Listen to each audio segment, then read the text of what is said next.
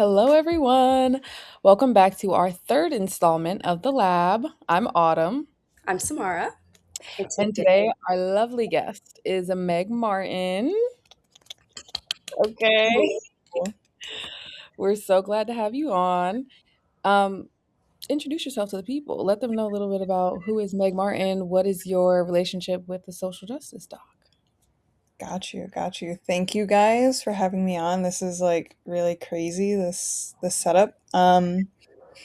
Yeah, my name is Meg Martin. I am a recent graduate of Villanova in May, and I would say maybe four-time participant of the social justice documentary.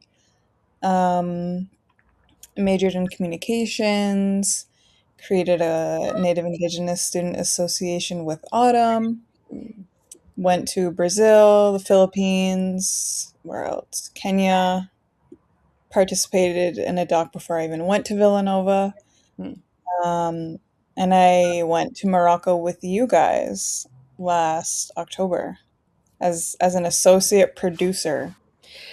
So with kind of all your experience doing being part of this type of process, I guess when you're going to another country, another community, what does it mean to you to arrive as a guest? Um, yeah, I mean, it was really interesting to be a part of it my first year. I think that was like I never thought that I would go kind of like out of the continent um kind of so early into like my college career.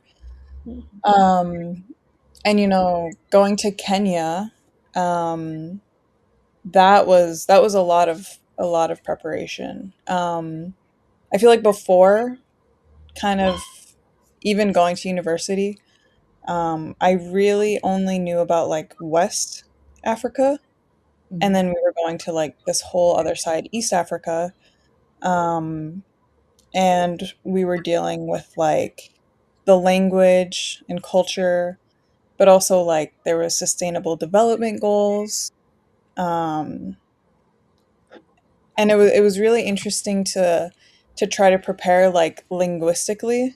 Um, I remember like really freaking out because I didn't know like I think there's three languages that typically everyone speaks Mhm. in Kenya, and I think that's Swahili for the most part. A lot of people know English, um, and then there's kind of like these smaller specific dialects based on the region that you're in. Um, and for our region, that was the Lua language. And then there's kind of even like a more specific dialect and kind of lingo as you go into each town and community. Um, so I was really trying to prepare myself in all of those ways because I thought like if I wouldn't, I would fail. But I think like a bigger thing that happened for me was preparing as like an American, Mm. also preparing as like a white passing American, and like what is my relationship like going to another country with a camera in my hand, like the direction is like I'm in charge of that.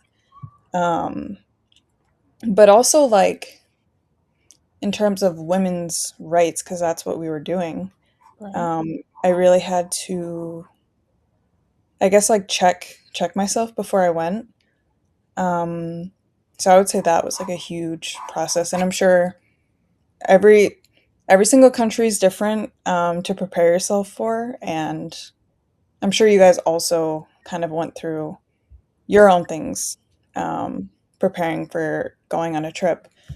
Um, so yeah, I really had to check myself in like relation to the rest of the world, and I think Mm. you can learn the language, you can learn all these things, but like understanding your position um, Mhm. was like the most impactful thing for me. Mhm. So, yeah.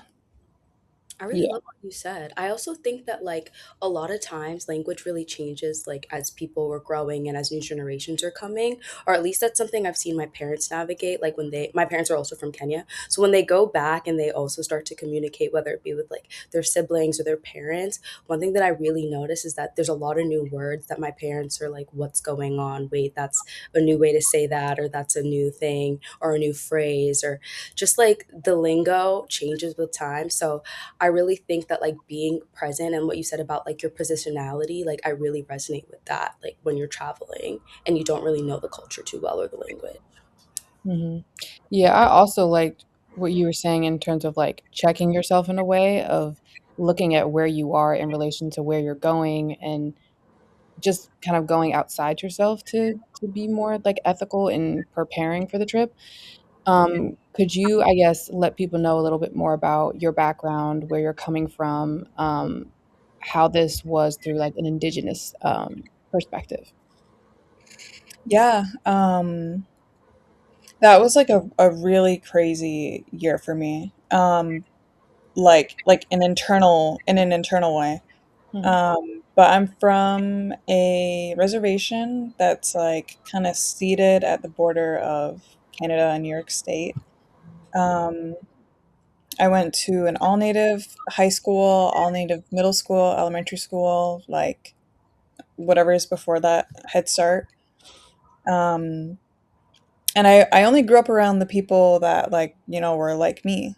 Um, so it was really interesting to like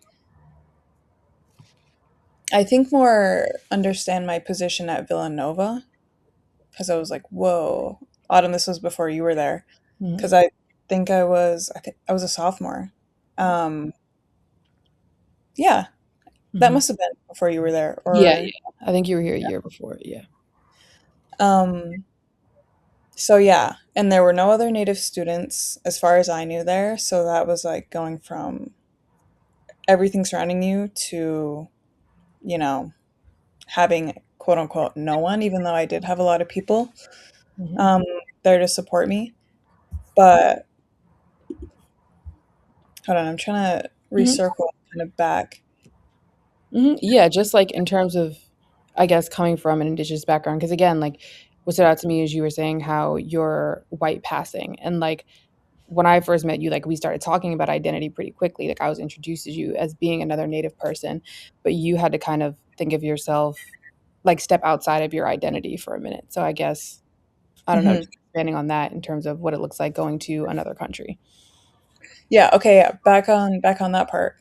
Um, yeah, so it was like right before we had gone to Kenya, I found out that I was white passing, which is funny because it was a discovery to me. Mhm, Um, but yeah, I because I was really like headstrong and like, no, I'm a Native woman. mhm, Like everyone should know that. mhm, But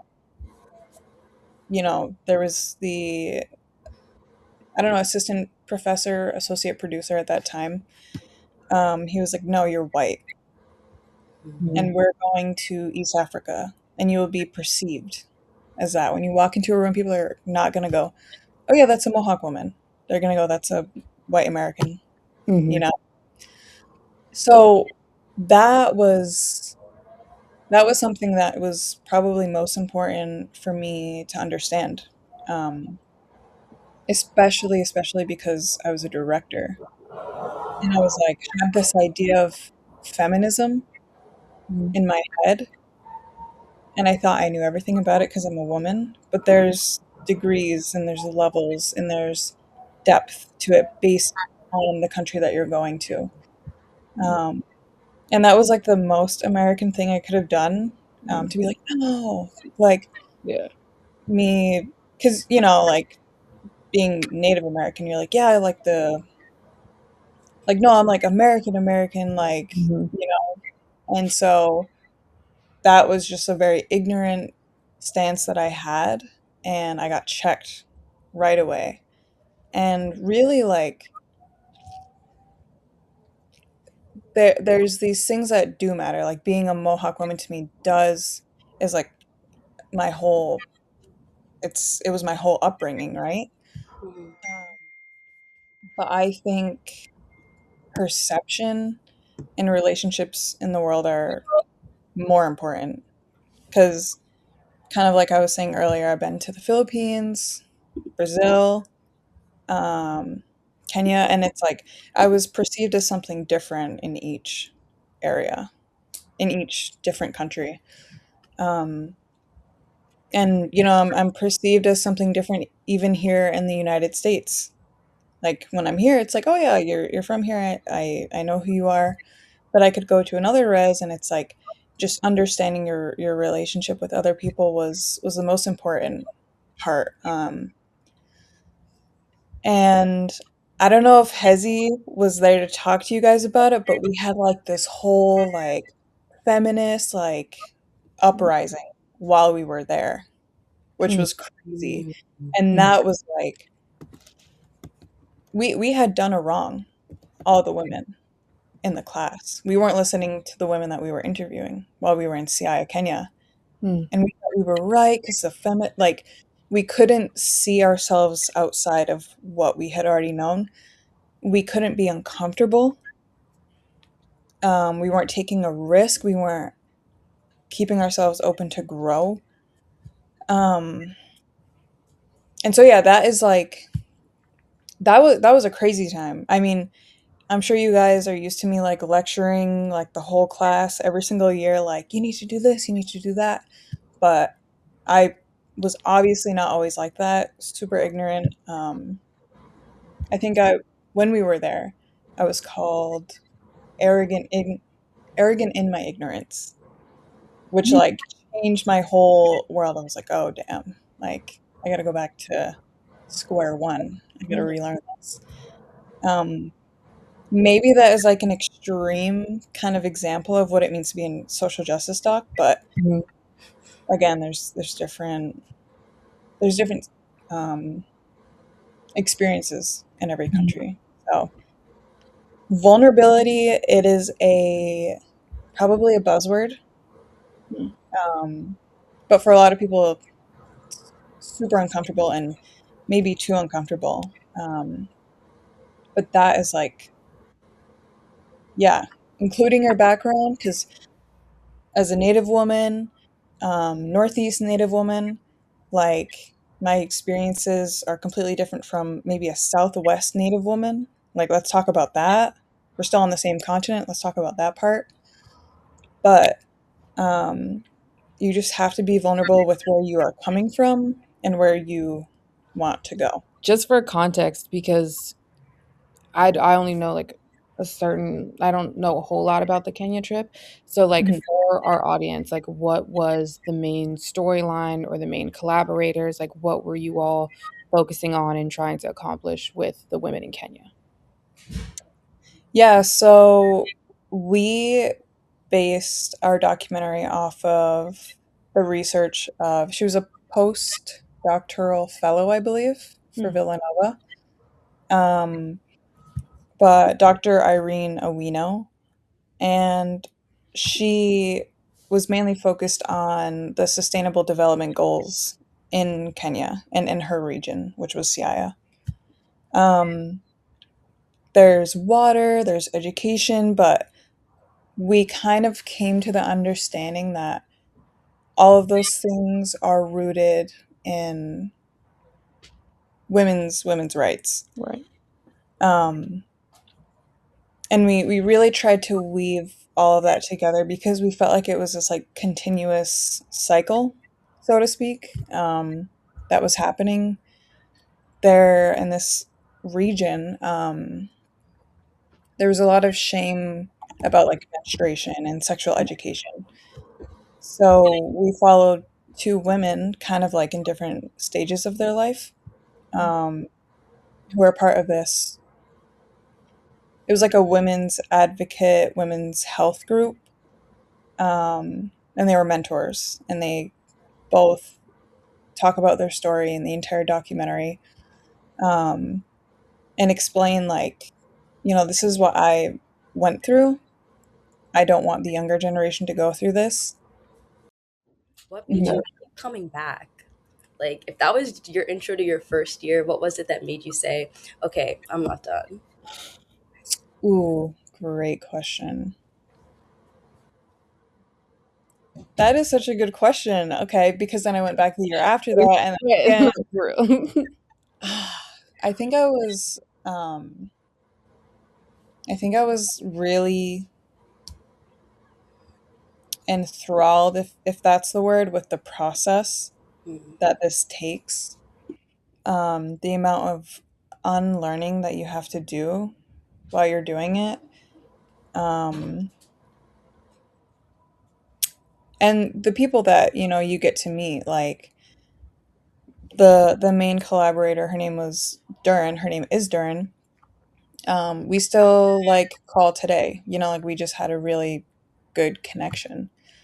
Um, and she reminds me, I remember her and I were like deep in conversation, and I was talking about, because, on the res here, a lot of girls my age are, a lot of my friends are on like their maybe second or third kid, and I just graduated from college. Mm-hmm. So we were kind of talking about that. And she, during kind of was like, yeah, no, it's hard to have kids and education. It's hard to do those two things at once, Mm-hmm.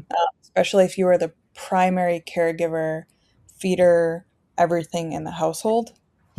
Um, and one thing that she said is you feel more powerful, but it's also empowering to tell your story. No matter how deep or how low you think you got, I'm sure those were around the words that she said. Um, but what had ended up being the log line of our film was, if you empower one girl, you empower a nation. And we had just happened to meet her during, and I was like, I would just like to happen to meet a bunch of other people that are as amazing as her. Um, so yeah, I think there's an exchange of information. I think Dern taught me a lot more than I had taught her. I think it was like 18 or 19. Like, I don't know much at that age. So yeah, I was able to learn a lot, and I hope kind of like that exchange was equal for the most part. Um, but it also taught me like sustainable filmmaking, like giving back to the communities and listening to them. I had never heard of that before. Like staying in touch, doing something physical for the subject matter of the documentary. And that is like, I think it should just be the baseline of filmmaking. So yeah, I wanted to do that again. Mm.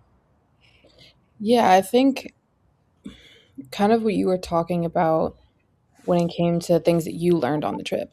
How is it, or what are some ways that you like make sure that you're learning yourself, make sure that you're being culturally sensitive, that you're bonding with the community, and that you're also thinking about your, or are you like, in what ways are you thinking about your audience when you're filming? Like, if you're thinking we're showing this to like, are you thinking, oh, this is going to be a film for the Villanova community, this is going to be a film for the international community, because this film goes far beyond just the Villanova community. So in what ways are you thinking, how is our audience going to receive this? What's the most impactful way that we can display this to a group of people, especially when it comes to somebody's culture? Because we know that we're not the only ones. We all individually have our own bias, but we're showing this to a group of people who also have their own bias, especially in a continent like Africa that has plenty of misinformation and bias associated with it.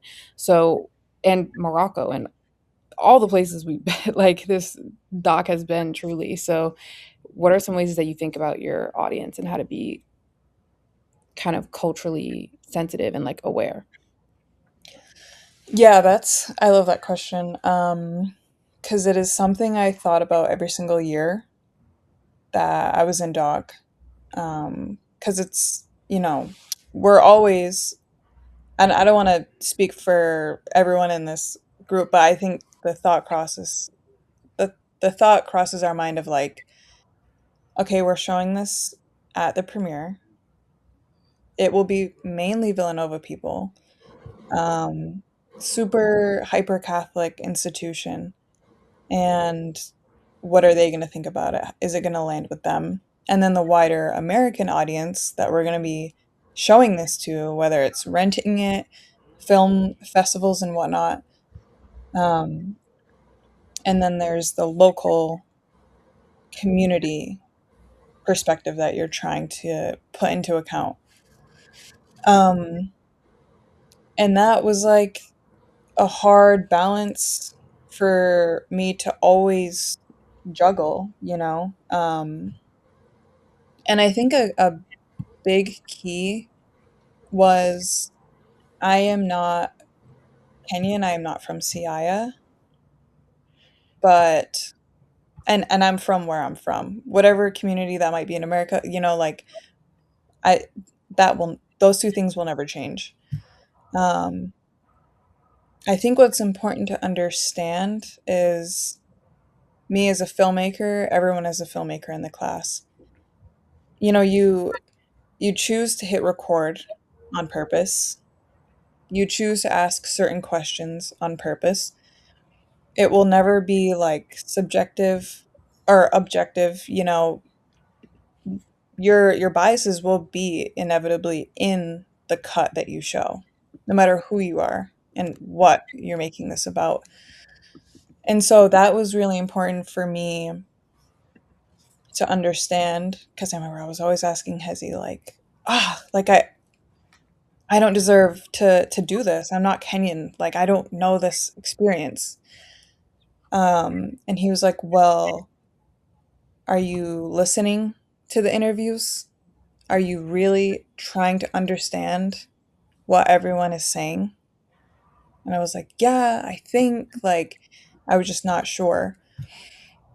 And this can go for Brazil too. Like, you know, are you understanding what the interviewee and what the collaborator is saying, right? Um, and I think that is one of the most important aspects to hold because if you build a connection with someone, and that's why I'm talking about like building connection, realizing how you walk into a room, those are like important steps into the filmmaking process because if you have a good connection with someone and that is undeniable, you can work through those biases because you have a whole team of people to keep you in check and to educate, and we're all exchanging information with one another. Um, but if you're listening, then I think you can understand what the story is. And whatever the story is, I always say if you're trying to appeal, or I don't always say this, Hezi and Caleb and Amari and Irene, they all said this, but the more you try to appeal to everyone, like the less of a chance that you'll have in doing that.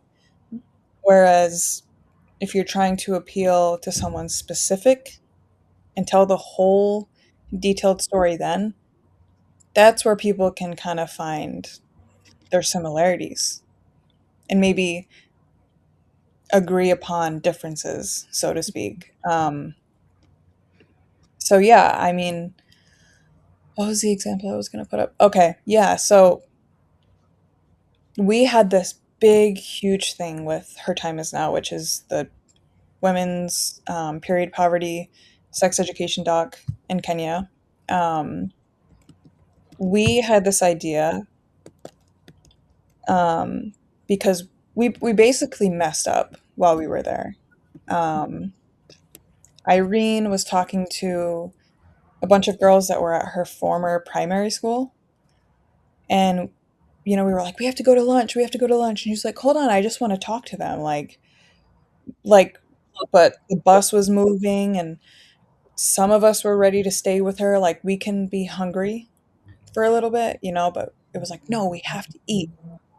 And she didn't get to say goodbye to them. She didn't get to say everything she wanted to say to them. So we were kind of like,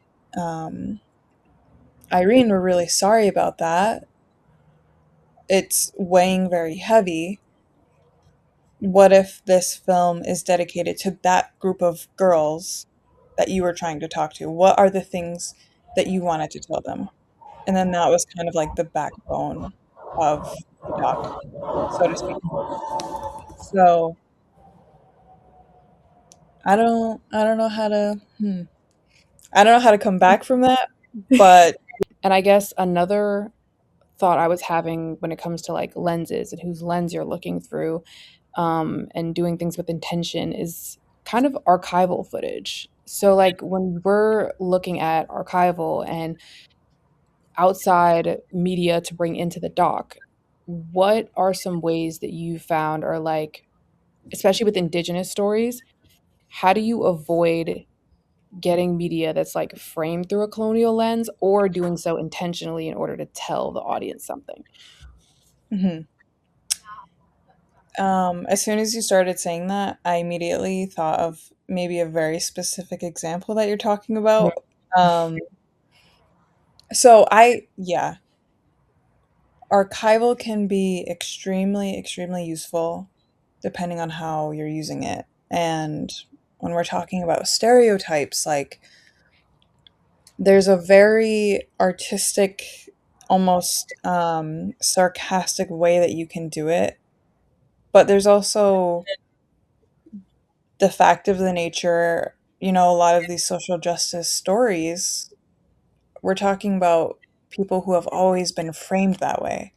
Like you look back on native portraits from the 1700s and it's these native people who are wearing like, and maybe they're from various tribes out west and they're all wearing their regalia. Come to find out the photographer was like, take off the clothes you wear every day and put on your regalia. And now people are going to think you wear this every day. Like, there's the fact of the matter that sometimes those are the things that are readily available to us. But then also, there's like, maybe you might have to recreate it. Like, what are the ways that that community tells history? Because that's what archival is in a way. It's media history. Um, just to like, I mean, lean off of something that we have in common. Like, okay, how do wampum belts tell a story? And how the people are positioned. Like, do you make your own wampum belt to tell a story in this documentary that you need? So it's like looking at the history and the ways of telling it. And I know a lot of Indigenous people are doing this by voice, oral history.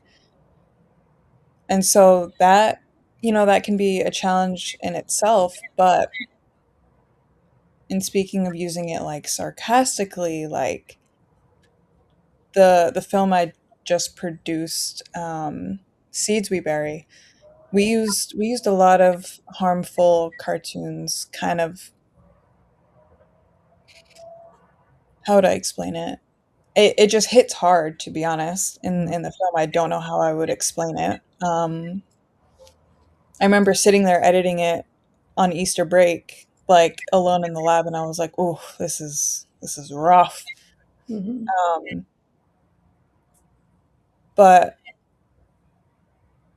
maybe to kind of, in a way, I think archival can be used as a mirror for the audience, you know?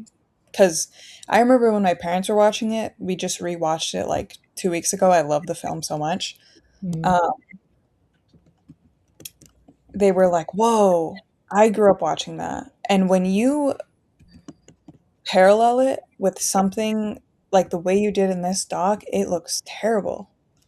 And that was a mirror. And my parents are native and they were like, I did not see a problem with that at first. Mhm. That's what they grew up with.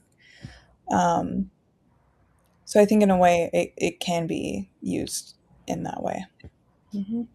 Do you ever, I guess, in those situations, because I feel like I can speak just personally, I found myself in that situation watching archival of, is it hard to toe the line between something that is, how do we make sure it's intentional and not for like shock value? Because like I had your reaction when I watched it in the film. I was like, "Oh, that was powerful." Like that was a mirror to the audience and to like, back to back with other clips, it was sending a message. So Mhm. kind of what is that line between, "Oh, this is gonna tell the audience something," and this is kinda it would be for shock value, it's not really saying a whole lot, it's maybe disrespectful, like, what are some ways that you kind of differentiate between the 2? Yeah, that's hard. And I wanna bring up a certain film.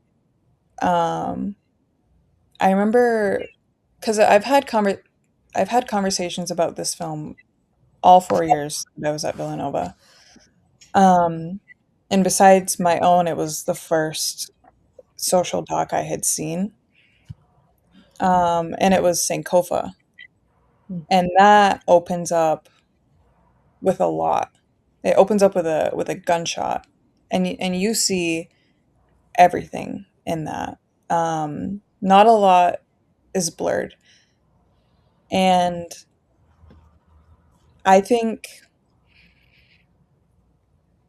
I think that point is interesting because I've heard mixed reactions on it. And I think this might go back to the question that you were asking earlier, where who's your audience? Because I've heard some people say this is a film for white people. mm. I've also heard people say this is a film for Black Americans in the diaspora. A Sankofa? Yeah, Mm, because of the this duality of using archival and mhm, how it might be harmful to see that, and how it might be a lesson learned, but also something empowering. So I think it kind of toes a line between that. And one conversation that I was in, um, I was with Hezi and Caleb. It seems like I don't ever stop talking to them, but um, something I didn't know was Amari, who's always been like an associate producer in the films that I've been in. He didn't agree with the archival, mm, whereas a lot of people in the class were for it. A lot of people in the class were against it. So um, I would say that is a hard decision yeah, to make, especially when you're dealing with violence. mhm, And I don't know the situation that you guys are in for Morocco. I was able to mhm, see a couple of the rough cuts, and I know kind of like what you mean, the language that is used. Um, I think it's very dependent, and if you guys have any thoughts, maybe this could even be like an example mhm, to perspectives on how archival can react mhm. and work with people. But yeah, I'm interested to know what you guys think. Just about to ask Samara, I don't know if you have, like, thoughts on this, but this conversation, not intentionally, just made me think of the diversity skit that we have here. So, of, like, because I know from my experience, like I came here from a predominantly white high school where I'd seen plenty of microaggressions. I was on my happy freshman merry way. And then I was like, oh, somebody just said something that was crazy. So, like, and I've always understood, I feel, both sides of the argument people make of we're trying to send a message, we're trying to teach the vast white majority that go to school here, but are we further either traumatizing or upsetting or harming students of color and marginalized students in the process? Is it more harmful than it is beneficial? Is it more beneficial than it is harmful? So I'm interested to see like what you guys think about that. No, exactly. Because how are we caring for the POC in the room that are Mm, watching like traumatic experiences that they've gone through in their academic careers happen within the first week of mhm, their college career? Like, I think mhm, that that's what's jarring about it. I think it's definitely impactful and effective. mhm, Um, I just also think it'd be better if it was reiterated because I think that mm, a lot of those that impact loses its like with time you're not really feeling that unless you're I mean, putting yourselves in those kind of classes and holding space for those kinds of conversations in your upperclassmen years. But you have the room to kind of make that choice not to, and to disengage, and to continue to not maybe educate yourself on how to relate to people with different backgrounds. No, that was definitely a jarring experience coming in my first week. Mhm. No, that was insane. I'll Yeah. never.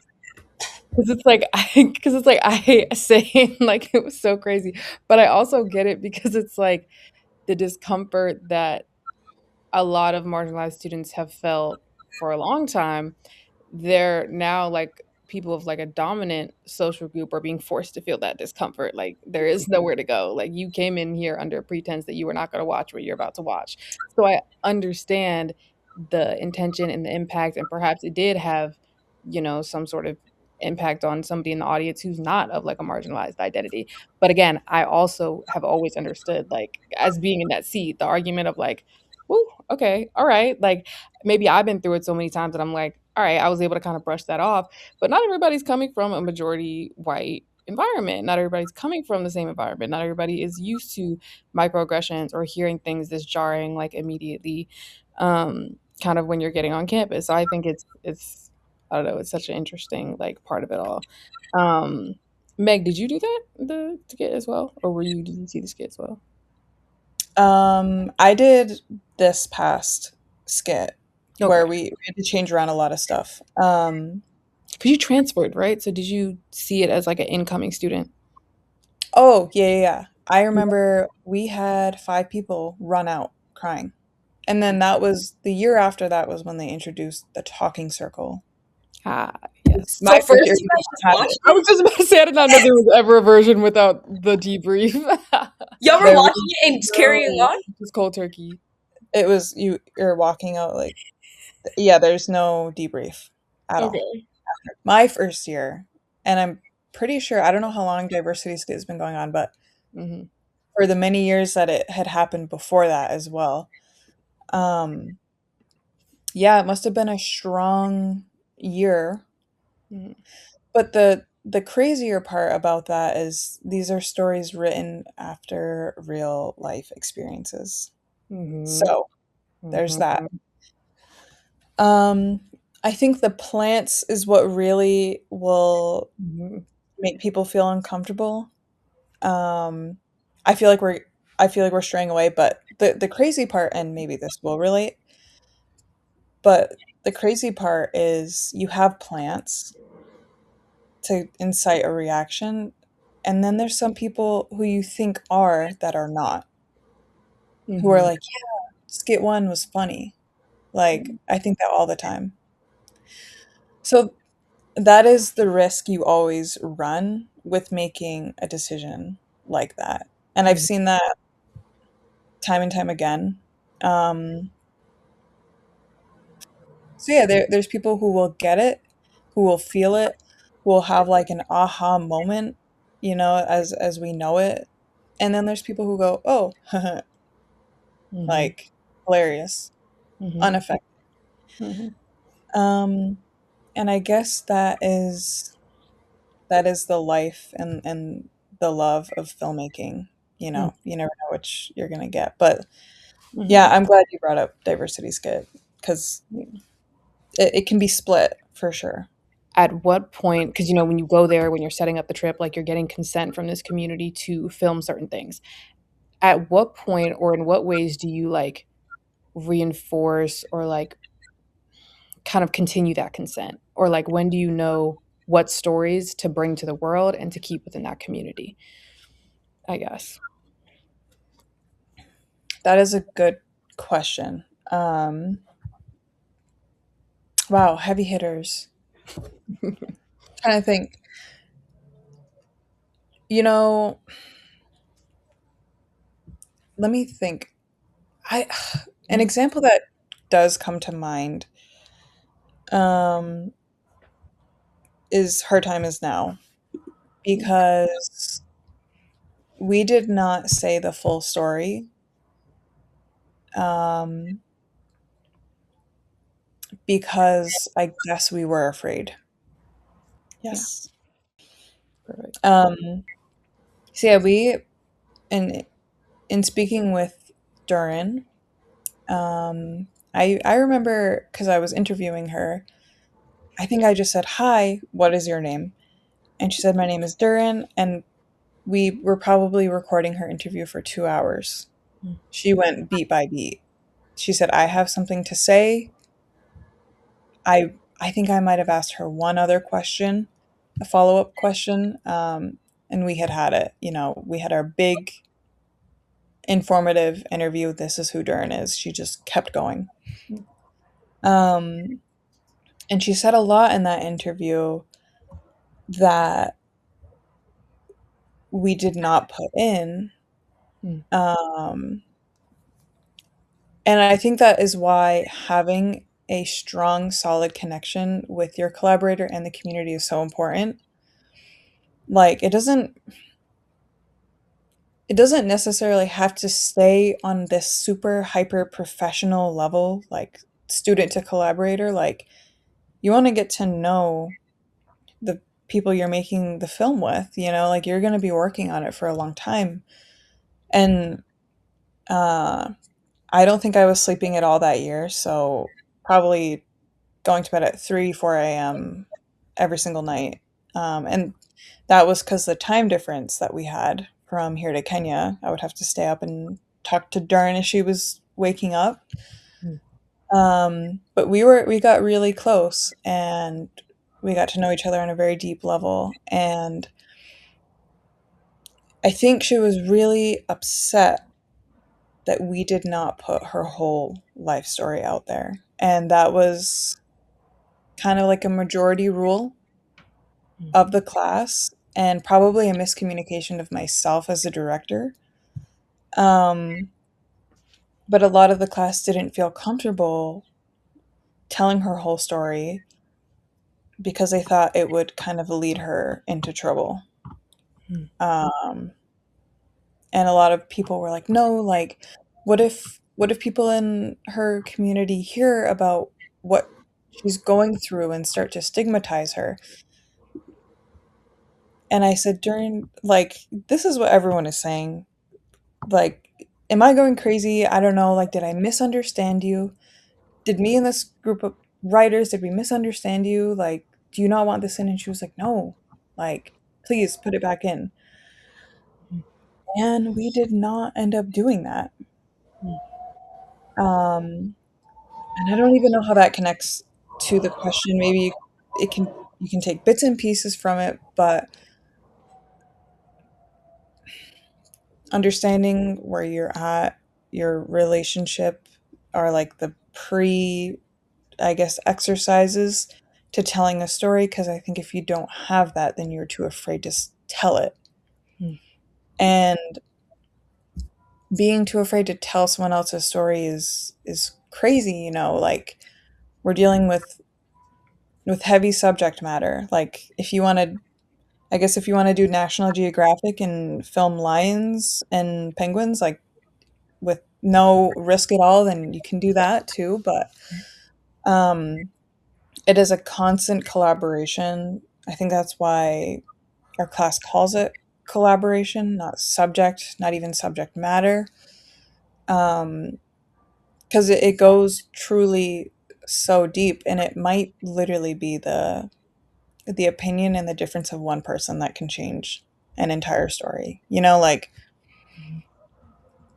if someone is willing to kind of pour out their heart, let's say it does get them in trouble, but they are like, I just want people to hear me. That is also complicated, but like, what are we with people as with cameras and microphones? Like, what is our responsibility? Is it our responsibility to decide that, or is it our responsibility to listen? That was what I was looking for. I mean, that's an example of making a decision about, that tell her story, tell certain parts of her story, don't tell other parts of her story. You as the filmmaker having the being able to do that, but it's also her story. So you're struggling with that. That's pretty much exactly what I was like trying to get at and get an answer to, and that's a pretty good example. So thank you so much, Meg, for joining us today. And thank Of you. course, anytime. And thank you guys for tuning in. Our question for you guys today is, how are you listening? Are you listening to the people around you? And how are you putting into practice what you hear? Are you being intentional? We'll see you guys next week.